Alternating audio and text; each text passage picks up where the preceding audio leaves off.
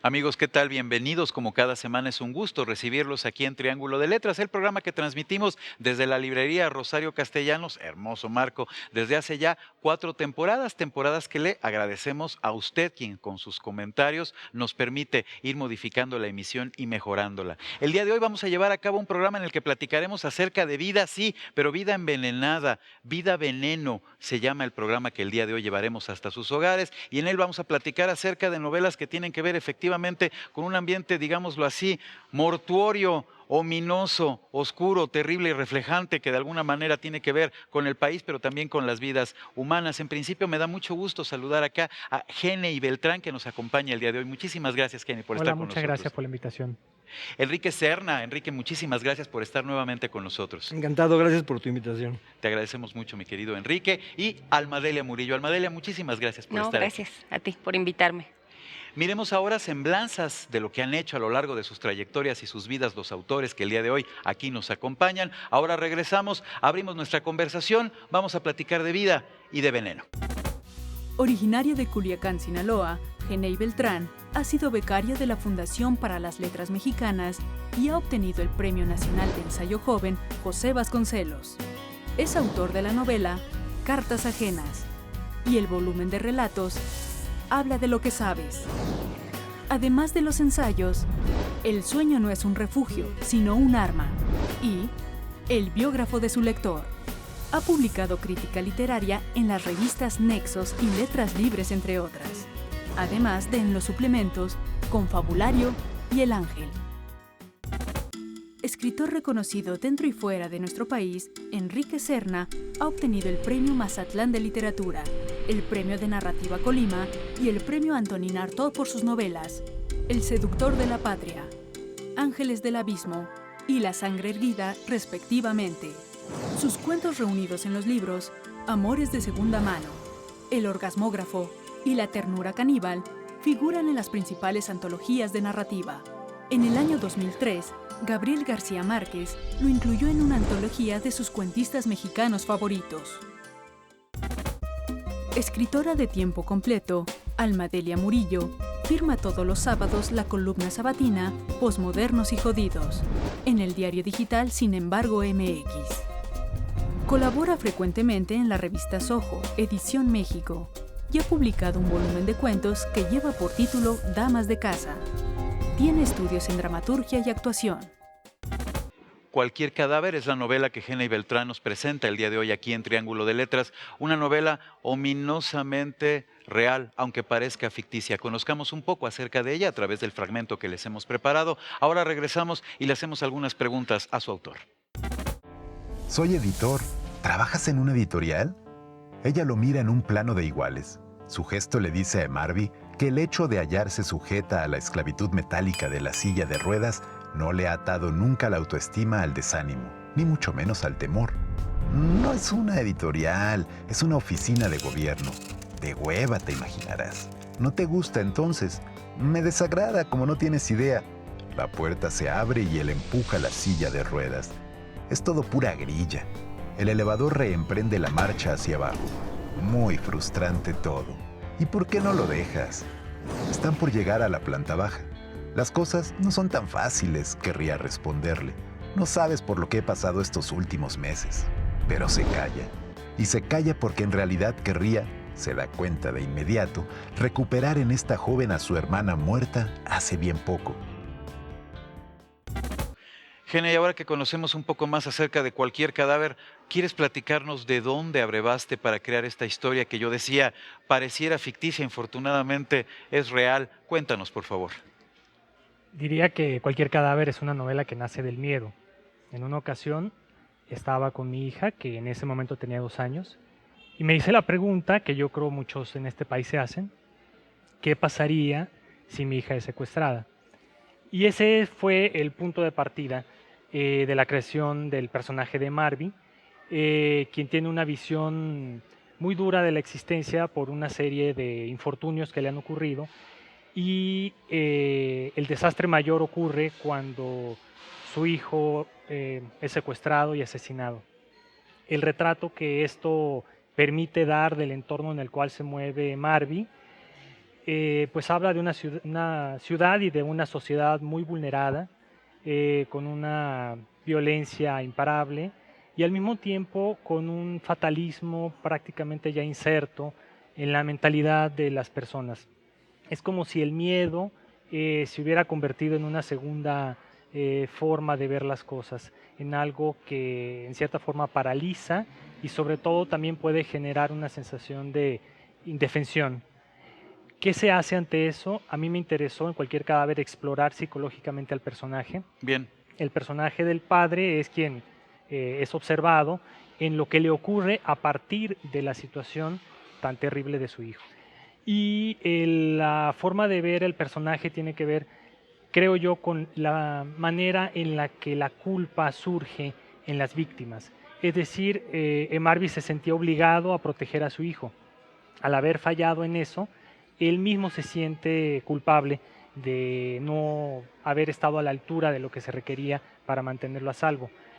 Creo yo que ese es un elemento que usualmente no se advierte cuando se habla de la circunstancia del secuestro o en general de la violencia. Es decir, las repercusiones psicológicas que hay en el círculo familiar más inmediato.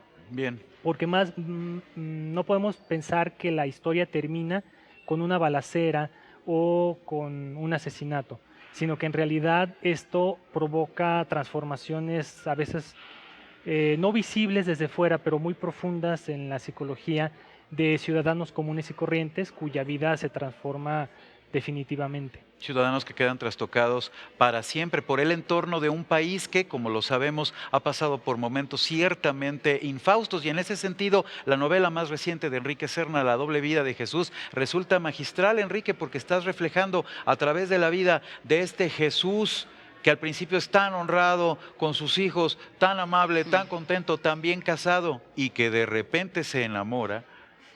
La remembranza de una historia que tiene que ver sí con lo humano y con lo amoroso, pero también con lo político, con lo profundo y con lo oscuro. Pareciera que estás reflejando otro país y en realidad estás reflejando este. Cuéntanos, por favor, Enrique. Pues sí, esa es una novela que surge también de mi inquietud por la complicidad entre el poder político y el crimen organizado que ha ocurrido en tantas regiones del país, concretamente en este caso en Cuernavaca, que es donde ocurre mi novela, ¿no? Bien. Coincido bastante con Genei que un tema que ahora nos perturba mucho a los escritores contemporáneos es el miedo, ¿no? Y yo diría más concretamente los estragos que la cobardía provoca en la psicología social, ¿no? ¿A qué te refieres en concreto con la cobardía? Bueno, yo creo que cuando una sociedad vive con miedo durante demasiado tiempo y vive además con la cabeza baja, ¿no? Esto produce un envilecimiento, ¿no? Colectivo, ¿no? Y me parece muy grave además que nos hayamos resignado ya a esto, a verlo como una costumbre, ¿no? Porque entonces eso significa que estas complicidades se van a perpetuar y va a haber cada vez más ejecuciones, más secuestros, etcétera. De modo que mi personaje es un personaje que se subleva contra este estado de cosas, trata de combatir a la mafia narcopolítica que gobierna la ciudad donde vive, Sí. pero al mismo tiempo emprende una liberación individual, ¿no? Porque él trata de cumplir un destino que había dejado de lado, ¿no? Que es su verdadero destino. Porque se había resignado a un destino inferior, ¿no? Justo, que es la frase que colocas al principio de tu novela, la de Ortega y Gasset, ¿no? Que Exacto. cuando renuncias al destino superior, que era el que tenías como encomendado, en realidad te estás resignando a vivir un destino inferior. Pareciera en un momento que eso le va a suceder a Jesús, y al final un poco también a través del amor que lo redime, él continúa siendo un personaje que se fortalece independientemente de la oscuridad en la cual tiene que, ¿cómo decirlo?, bucear. Pues sí, porque digamos que él con su romance con Leslie, un transexual al que él levanta en el Boulevard Cuauhnáhuac, yo quise oponer, digamos, Jesús es una rareza dentro de la política, porque es un político honesto, ¿no? Justo, Leslie honradísimo. es una rareza, digamos, dentro del mundo de la marginalidad sexual, ¿no?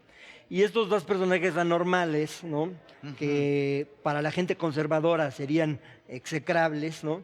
Yo los confronto con la horrible normalidad política y social que vivimos actualmente en México, ¿no? Eso me parece súper interesante de la historia, porque es cierto, a la par que estás mirando a estos dos que en realidad se encuentran muy enamorados y que después vamos a saber cuán más enamorados se encontraban, reflejas la realidad, ¿no?, del país alrededor de la novela y por supuesto ellos se ven como casi blancas palomitas, tan tranquilas, tan honradas, tan enamoradas, ¿no?, alrededor de toda la podredumbre.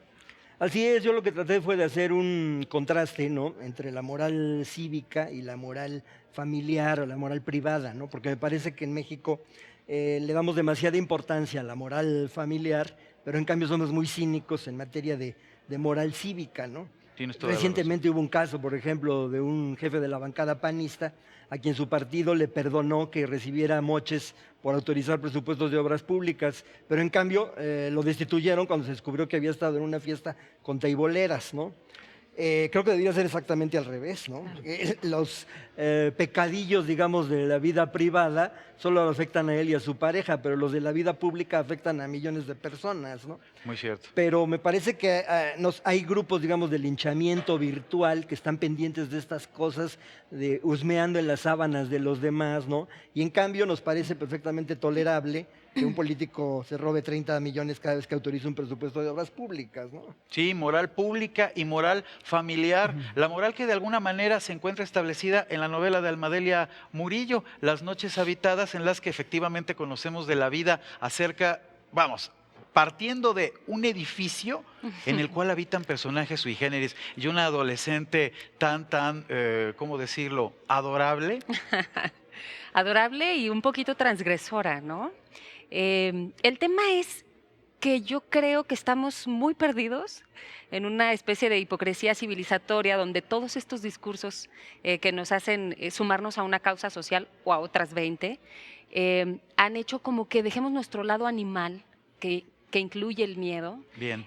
ahí en el sótano, ¿no? Engordando y creciendo a la sombra de un discurso que parece que ya estamos todos muy de avanzada. Entonces, estas mujeres de esta historia son tremendas, son impúdicas, son horribles, no son perfectas, no son las buenas de la historia, no porque se liberaron se convirtieron en Perfectas, en la mujer liberadas. ideal, emancipada, que además aspira a ser mejor que el hombre, sino simplemente son seres humanos, ¿no? Simplemente, Y- seres humanos. Y esa Carlota es tremenda porque es como la especie de bufón que se atreve a decir lo que el rey no diría y lo que el pueblo tampoco diría. Entonces ella se burla de todo lo que puede, incluso si es ética o moralmente incómodo, ¿no? Mucho más habrá que platicar con Gene, con Almadelia, con Enrique Serna acerca de sus respectivas vidas veneno reflejadas a través de estas novelas. Vamos a una pausa, ahora regresamos y continuamos nuestra conversación. Estamos en Triángulo de Letras. Regresamos.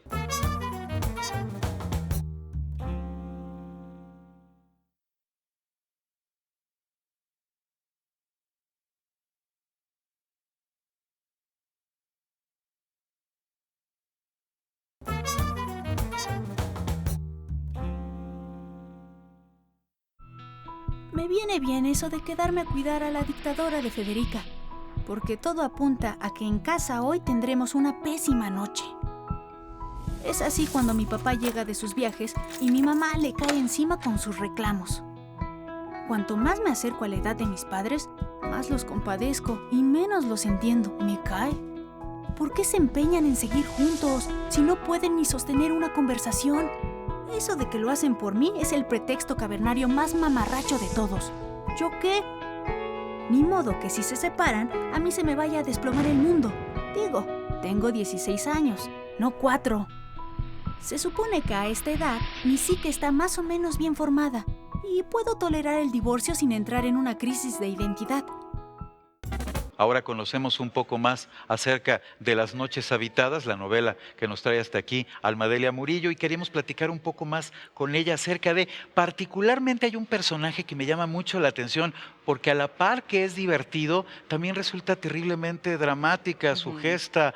Carlota, cuéntanos un poco acerca de ella y en general, por supuesto, de los personajes. Sí, bueno, Carlota es una adolescente, una chica de 16 años, gordita, tetona, no muy agraciada. Sí, dice su apestosa vida, así se define sí, ella, ¿no? ¿no? Como habitante de una apestosa existencia. Y Carlota, al final a mí también me resultó entrañable porque ella es diferente, ¿no? No se ve como las adolescentes de ahora que están, parece, demandadas a ser muy seductoras, ¿no? Hipererotizadas desde muy pequeñas, sino que está todo lo contrario. Ella misma dice, ¿no? Yo parezco chofer de camión o cargador de almacén.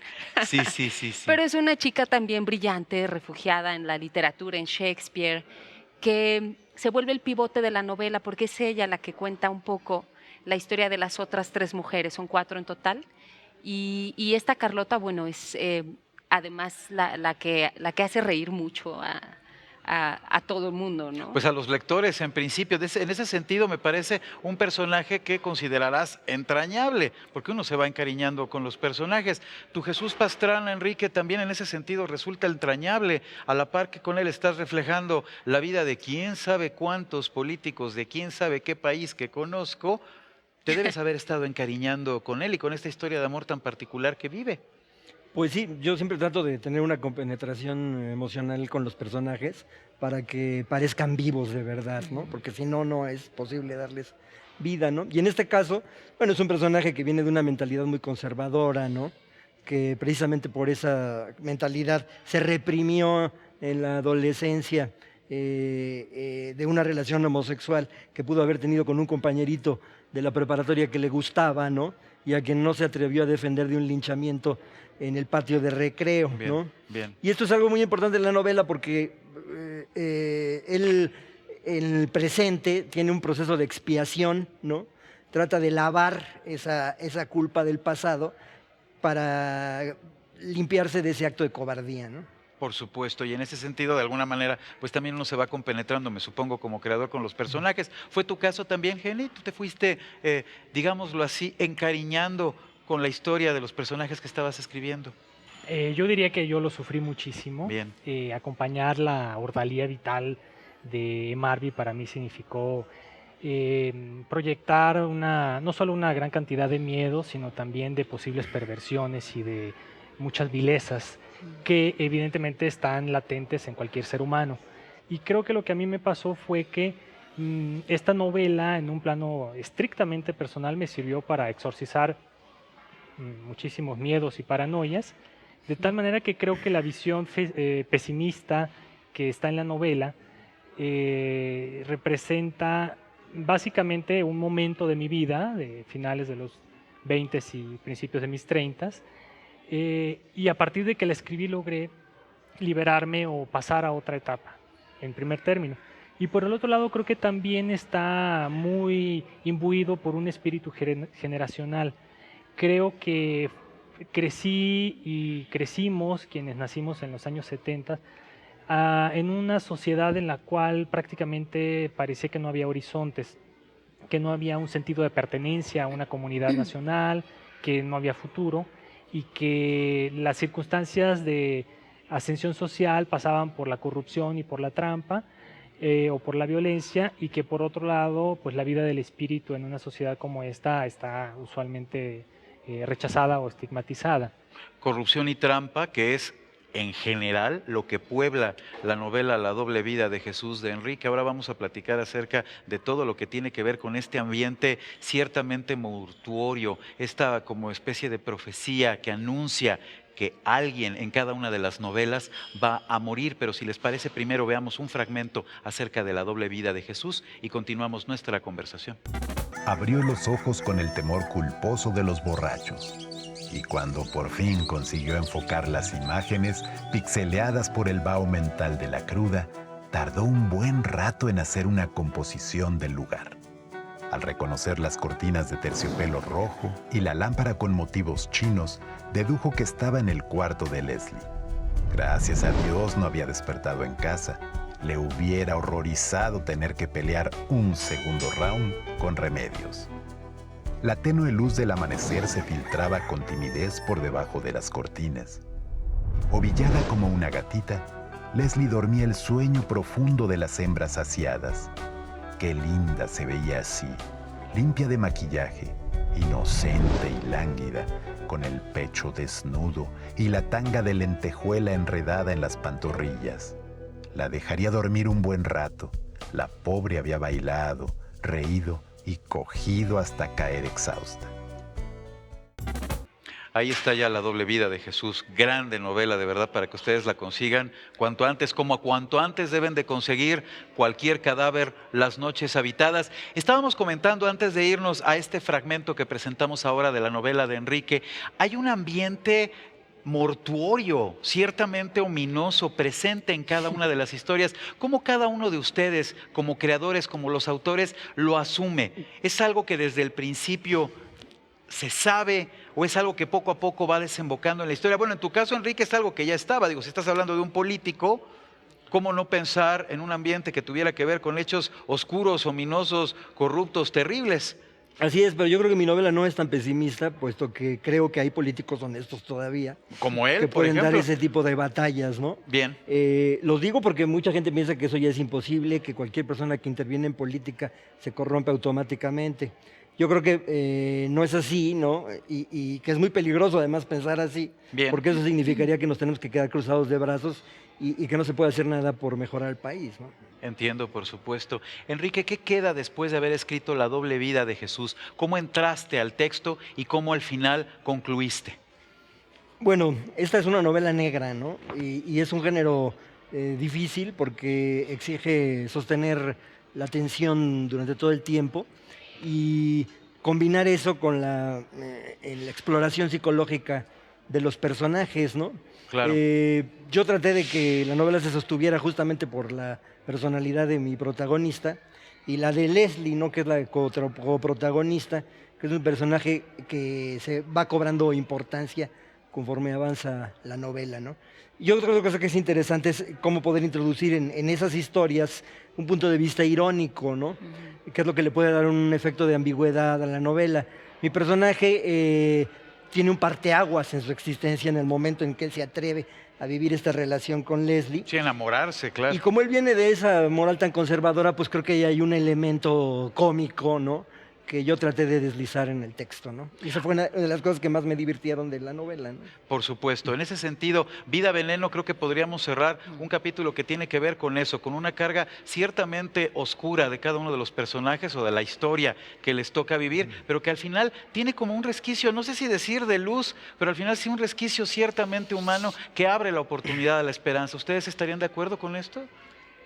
Lamentablemente sí, es decir, el hecho de escribir ya implica una elección de la esperanza o de algún tipo de acción positiva, ¿no? Claro. Porque la realidad y todo lo que implica la realidad actual con los problemas de la violencia que enfrenta el país te llevarían a no escribir nada, es decir, a encerrarte en tu casa y a tratar de verte el ombligo todo el día, ¿no? La cuestión es qué pasa cuando el lector se acerca a los libros, es decir, una visión tan terrible de la realidad, no es necesario que la dé la literatura, ya está en la realidad, ya está en los periódicos, ya todo el mundo la puede tener cerca. Pero la cuestión es que en esta situación es la posibilidad de vivir vidas vicarias, o sea, de conocer desde la piel pues de un personaje de ficción algo que puede ser muy real, aunque a ti no te pase. Por supuesto que, pero que puedes sentir como real, ¿no? Como fue también el caso contigo, porque estos personajes evidentemente están muy cerca de tu alma, de tu corazón, Almadel. Sí, yo creo que aunque es una novela también muy dura, ¿no? En un tono muy ácido y muy negro también, sí es esperanzadora porque, bueno, pues la potencia de la vida es tal que al final siempre hay otras posibilidades, ¿no? Y mis personajes terminan, dos particularmente, con un claro acto de liberación, ¿no? Un acto de liberación. Y creo que sí, que esa posibilidad está, sin duda. Acto de liberación que en alguna medida también vive Jesús. Digo, no vamos a contar aquí el final de la novela, pero en ese sentido específico, Enrique, ¿tú cómo te despediste de tu personaje una vez que finalmente concluye su historia de la manera en que concluye? Bueno, es un personaje que finalmente esa lucha que ha librado no es en vano, ¿no? Aunque la novela tenga elementos trágicos, Por lo menos esta batalla de él es una batalla victoriosa, ¿no? Y esa es la cosa en la que yo quisiera creer, ¿no? Para compartirla con mis lectores, ¿no? De que podemos salir de este horrible túnel de podredumbre, ¿no? Porque la regeneración de la sociedad es posible, ¿no? Por supuesto, la regeneración de la sociedad siempre es posible y de alguna manera lo vemos en cada una de estas novelas que el día de hoy nos han presentado aquí nuestros autores, a quienes les agradecemos muchísimo que se hayan dado la vuelta aquí a la librería Rosario Castellanos. Genei, muchísimas gracias por estar aquí Gracias, con ha sido nosotros. un placer. Enrique Serna, mil gracias de verdad por estar con nosotros. Gracias a ti.